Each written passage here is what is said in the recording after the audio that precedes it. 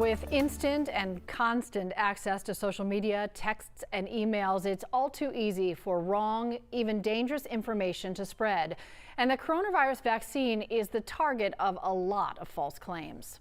Misinformation flooded our news feeds in 2020. Article after article sowing distrust about fill in the blank.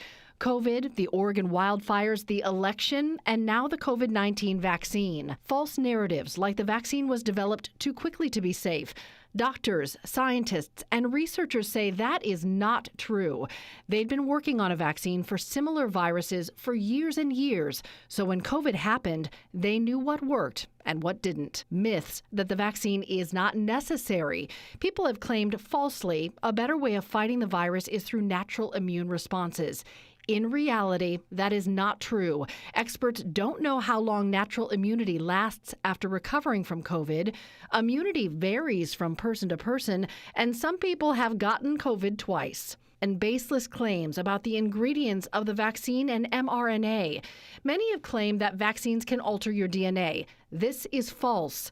Both the Pfizer and Moderna vaccines are made of messenger RNA. This component never enters the nucleus of the cell. That's where the DNA is kept. So it does not have the capability to mutate your DNA in any way. But the problem, according to experts, anti-vaccine research is often based on flawed science, half-truths, and debunked stories. Bad information can flourish during something called a data deficit. That's when there's a high demand for information but a short supply of credible information. People fill in the void with misinformation and conspiracy theories.